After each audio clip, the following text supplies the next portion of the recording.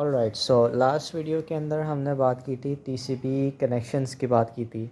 अब हमारे पास एक और इसको एक्सटेंड करते हैं। हमारा एक केस था हाफ ओपन का केस के, जिसके अंदर हमारे पास क्लाइंट्स कुछ सेंड कर रहा था, मतलब इस्टेब्लिश कर रहा था अपना नेटवर्क, ठीक है, यानी रिक्वेस्ट कर रहा था, सर्वर एक्सेप्ट कर रहा था, डेटा सेंड मतलब यहाँ तक कहानी थी।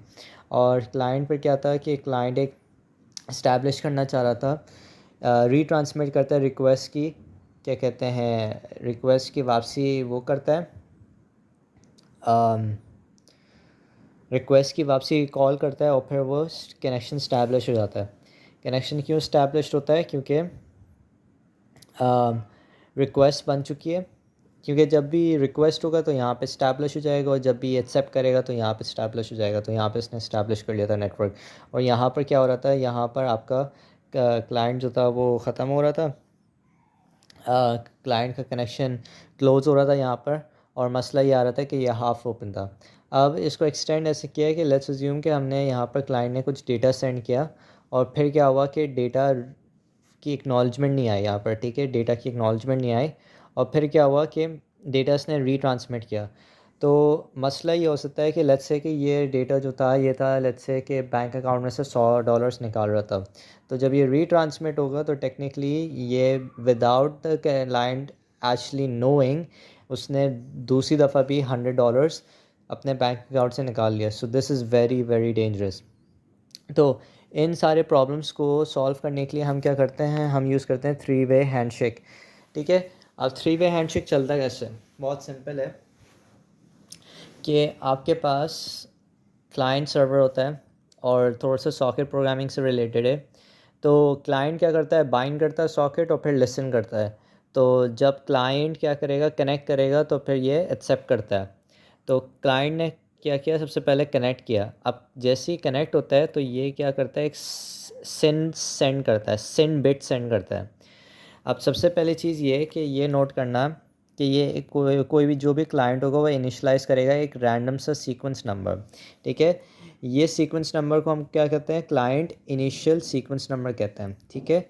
और इसको हम एक क्या करते हैं, एक सिन सेगमेंट के अंदर इनकैप्सुलेट करके सेंड कर देते हैं आईपी डेटाग्राम में, क्योंकि डेटा क्या होता है, ऐप लेयर से ट्रांसपोर्ट लेयर, ट्रांसपोर्ट लेयर से नेटवर्क लेयर। तो नेटवर्क लेयर पे हमने सेंड कर दिया। तो यहाँ पर मैंने यही चीज़ लिखा हुई है कि सेंड बिट इक्वल्स टू 1, क्योंकि हम सेंड कर रहे हैं। सीक्वेंस इक्वल्स टू एक्स, ये कोई एक ऐसा एक्स हमने अज्यूम कर लिया, एक नंबर है जो हमारा क्लाइंट का इनिशियल सीक्वेंस नंबर था। अब सर्वर क्या करेगा, सर्वर इसको रिसीव करेगा, ठीक है। तो हम यहाँ पर लिखते हैं सेंड रिसीव्ड, ठीक है। अब सेंड रिसीव क्या करता है, सेंड रिसीव यहाँ पर क्या हो रहा होता है, यहाँ पर एक्सट्रैक्ट करता है वो सेंड सेगमेंट, क्योंकि अब जो सेगमेंट आ रहा है वो तुम्हारा क्या कहते हैं, डेटाग्राम यानी नेटवर्क लेयर से अब वो आ रहा है ट्रांसपोर्ट लेयर पे। तो ट्रांसपोर्ट लेयर पे उसने उसको एक्सट्रैक्ट किया, उसको अनपैक किया। तो ये तुम्हारे पास सिन सेगमेंट अब खुल रहा है। जब वो खुलता है तो फिर आप क्या करते हैं, सर्वर जो होता है वो बफर और वेरिएबल्स कुछ एलोकेट करता है, ठीक है। ये सिर्फ नोट करना कि ये सिर्फ एलोकेट कर होता है बफर्स और variables, you don't need to know कि क्या चीज़ रिप्रेजेंट कर रही होती है, ठीक है। और क्या करती है कि इसके अंदर अभी तक कोई ऐप डेटा नहीं है, अभी तक कोई ऐप डेटा नहीं है। और सर्वर अब यहाँ पर क्या करेगा, सर्वर अपना इनिशियल सीक्वेंस नंबर बनाएगा, इनिशलाइज़ करेगा, और वो ये कहेगा कि मैंने ये रिसीव कर लिया तुम्हारा मैसेज, मैंने रिसीव कर लिया तुम्हारा क्लाइंट का initial sequence number, I have receive x. मैं कौन हूँ, मैं हूँ सर्वर का इनिशियल सीक्वेंस नंबर, यानी कि मैं एक वाई का एक सीक्वेंस नंबर जनरेट कर रहा हूँ, और वो सेंड कर रहा है as an acknowledgement to the client, ठीक है। तो ये कनेक्शन ग्रांटेड सेगमेंट है सेंड एक्नॉलेज्ड। तो सेंड बिट 1 आया, सीक्वेंस एक्स आया, सेंड रिसीव हुआ, यानी कि अब ये एक्नॉलेजमेंट सेंड कर रहा है सीक्वेंस वाई, और सेंड बिट अभी भी 1 ही है।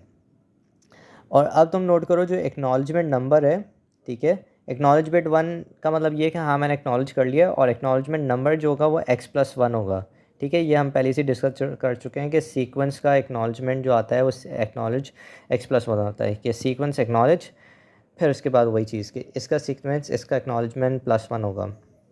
अब ये चीज़ क्या करेगा, यहाँ पे रिसीव करेगा, ठीक है। जैसे ही यहाँ पे रिसीव करेगा तो यानी कि इसको कंप्लीट हो गया है, इसको पता चल गया है कि हाँ भाई मेरा क्लाइंट जो सीक्वेंस नंबर था वो सर्वर के पास भी चला गया, सर्वर ने भी एक्नॉलेज कर लिया, तो यानी कि मैं अब इस्टेब्लिश हो गया हूँ, सर्वर इज़ लाइव।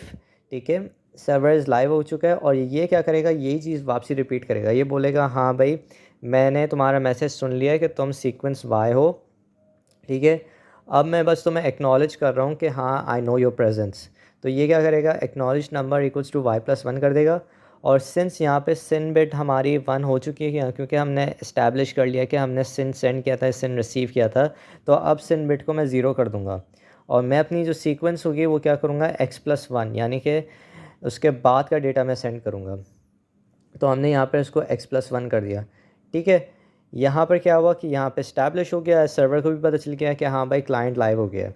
तो ये पूरा प्रोसेस था इसका। अब ये जो मैंने ग्रीन से मार्क किया हुआ है, ये चीज़ लिखी हुई है कि same from client side send bit को ज़ीरो कर देता है, कनेक्शन इस्टेब्लिश हो गया है। और अब यहाँ पर इस पॉइंट पर it may carry a payload. तो इसको अगर ह्यूमन एनालॉजी से समझें तो एक होता है रॉक क्लाइंबिंग में ऑन बिले। ऑन बिले का मतलब ये होता है कि क्या मेरी जो रोप, दो बंदे हैं, ठीक है, वो रॉक क्लाइंब कर रहे हैं, एक जो बंदा है जो क्लाइंब कर रहा है, ठीक है, वो दूसरे से पूछेगा कि क्या मेरी रोप सिक्योर्ड है। अगर मेरी रोप सिक्योर्ड नहीं होगी तो मैं क्लाइंब नहीं करूँगा। तो ये फिर दूसरा बंदा बोलता है कि हाँ भाई तुम्हारा रोप जो है वो सिक्योर्ड है, तो बिले ऑन कर दिया। फिर ये क्या करेगा, अब वो बंदा चढ़ना शुरू हो जाएगा। तो यही चीज़ यहाँ पे हुई है कि सबसे पहले तो इसने बोला कि क्या मैं, क्या कहते हैं, क्या तुम हो वहाँ पर या नहीं हो। तो ये उसने बोला हाँ मैं हूँ वहाँ पर। ठीक है, तो फिर उसके बाद उसने बोला अच्छा चलो मैं फिर बात करना स्टार्ट करता हूँ। तो कुछ ऐसा सीन हुआ।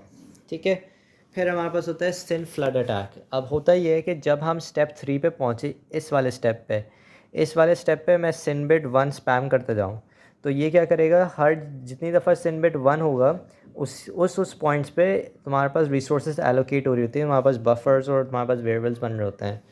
तो ये क्या करेगा, सिनमेट स्पैम करना शुरू कर देगा, एलोकेट करता रहेगा वो रिसोर्सेज, लेकिन वो यूज़ नहीं हो रहे हैं और ये हाफ ओपन हमारे पास कनेक्शन है, तो ये डॉस हो जाएगा, डी डॉस। तो इसको सॉल्व कैसे करते हैं, हम एक डिफेंस सिन कुकीज़ यूज़ करते हैं। अब सिन कुकी क्या है कि एक तरीके का एक कुकी होगा जो एक हैश फंक्शन से बना हुआ होगा, और वो क्या करेगा, सेंड टू पे यहाँ पर ये सिन बिट 1 के साथ एक सिन सिन कुकी भी सेंड करेगा। फिर ये जो क्लाइंट होगा ये सिन कुकी को रिसीव करेगा और फिर ये सिन कुकी +1 का सेंड करेगा सीक्वेंस। तो उससे ये होगा कि उससे फिर एक रिलायबल ट्रांसमिशन हो जाएगी तुम्हारे पास कनेक्शन की, क्योंकि अगर जो क्लाइंट लेजिटिमेटेड होगा वो ही उसी को पता होगा कि सीक्वेंस कुकी है क्या।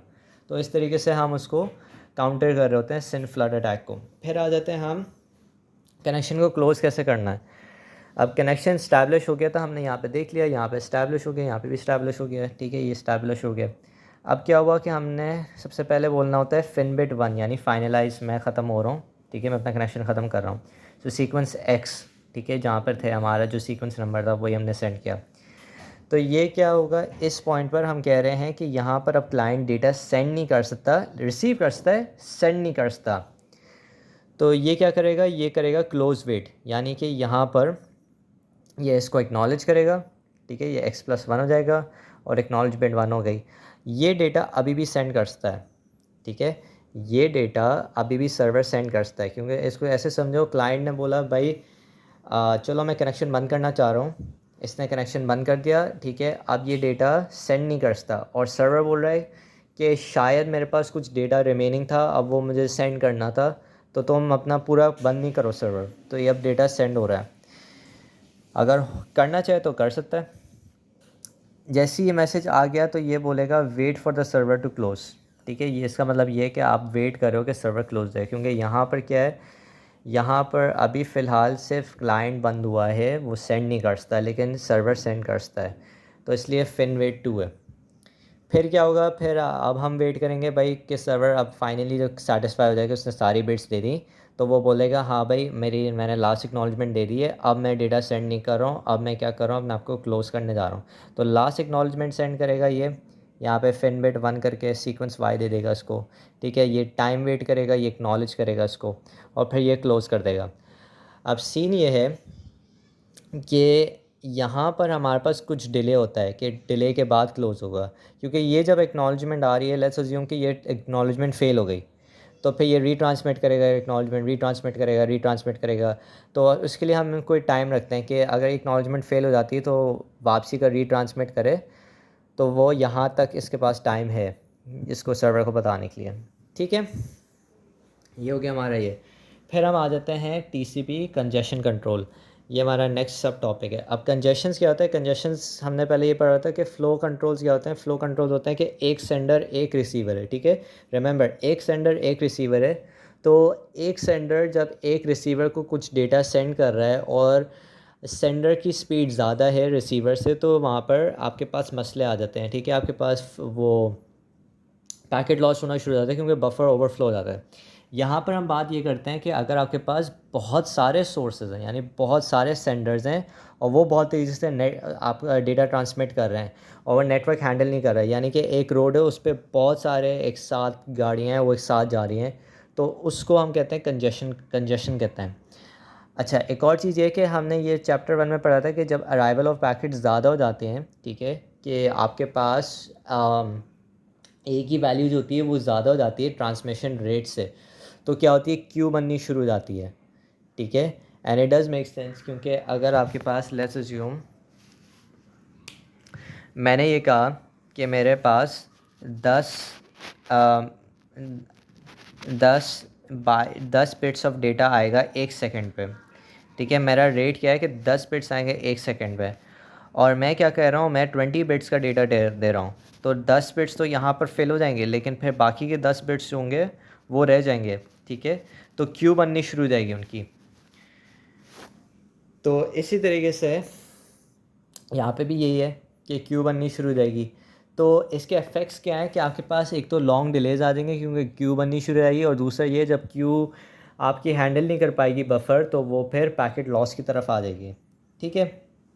अच्छा, सबसे सिंपल सिनेरियो हम सबसे पहले डिस्कस करते हैं जिसमें कुछ भी नहीं हो रहा, मतलब हमारे पास एक राउटर है, ठीक है। आर का हमारे पास ट्रांसमिशन रेट है जो ये राउटर अफोर्ड करता है, और इनफाइनाइट बफर है। इनफाइनाइट बफर यानी कि कोई रीट्रांसमिशन नहीं होगी क्योंकि कोई पैकेट लॉस नहीं हो रहा है। तो यहाँ पर ए क्या करेगा, अपना डेटा सेंड करेगा, बी क्या करेगा, अपना डेटा सेंड करेगा। इनिशियली 1 to 1 होगा, और सबसे मैक्सिमम थ्रूपुट क्या हो सकता है, R/2।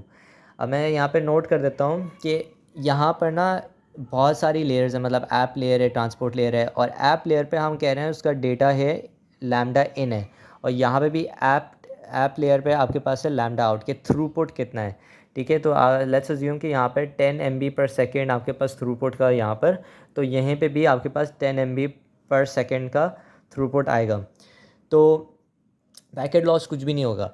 तो सीन ये है कि आपके पास R/2 जो है वो मैक्सिमम आपके पास रेट हो सकता है, क्योंकि इवन दो बफर इनफिनाइट है, लेकिन इस लिंक पर ज़्यादा से ज़्यादा ट्रैफिक जो हो सकता है वो है R/2 का, ठीक है। R/2 का ट्रैफिक होगा, क्योंकि अगर ये भी अपना सारा डेटा सेंड कर रहा है, ये भी अपना सारा डेटा सेंड कर रहा है, तो ये जो चैनल होगा ये स्प्लिट हो जाएगा दो में, यानी कि R/2 और I/2। तो इसलिए आपका जो थ्रूपुट होगा वो मैक्सिमम कब होगा, जब वो R/2 तक रीच हो जाएगा।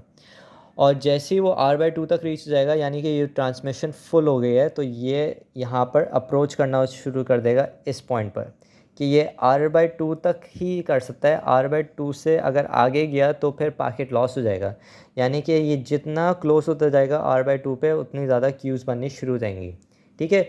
अगेन, बफर इन्फिनाइट है, क्यूज़ बन सकती हैं, पैकेट लॉस नहीं हो रहा, तो ये हम ये कह रहे हैं कि ये जो है ये R/2 तक बहुत क्लोज हो जाएगा, एक बहुत लंबी क्यू बन जाएगी, लेकिन यहाँ पर लॉस कुछ नहीं होगा। जब भी लॉस होगा उस वक्त हमेशा रीट्रांसमिशन होगी। तो अब अगर हम ये बात करें कि फाइनाइट बफर है, यानी कि अब लॉस हो सकता है इसके अंदर, तो अब हम क्या करते हैं, हम थोड़ी सी चेंजेस ये करते हैं कि हम लैम्डा इन प्राइम लेकर आ जाएं। लैम्डा इन प्राइम जो होता है वो होता है लैम्डा इन जो आपका ओरिजिनल डेटा है ऐप लेयर का, प्लस रीट्रांसमिशन का डेटा, यानी कि लेट्स अज्यूम कि हमारे पास कुछ डेटा आया, वो यहाँ पे लॉस हो गया, बफर में लॉस हो गया क्योंकि बफर फुल थी, तो वो जो एक्स्ट्रा डेटा है वो हमारे पास रीट्रांसमिट जो होगा वो डेटा यहाँ पर आ जाएगा। तो टोटल जो डेटा होगा, जो पूरा का पूरा जो होगा ओरिजिनल प्लस रीट्रांसमिटेड, वो होगा लैम्डा इन प्राइम।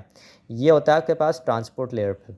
तो होता ये सीन है कि लैम्डा इन अपना डेटा सेंड करता है, जब सेंड कर रहा होता है तो लैम्डा इन प्राइम को एक कॉपी दे देता है कि जस्ट इन केस अगर ये फ़ेल हो गया तो तुम क्या करना, तुम जाके ट्रांसमिट कर देना।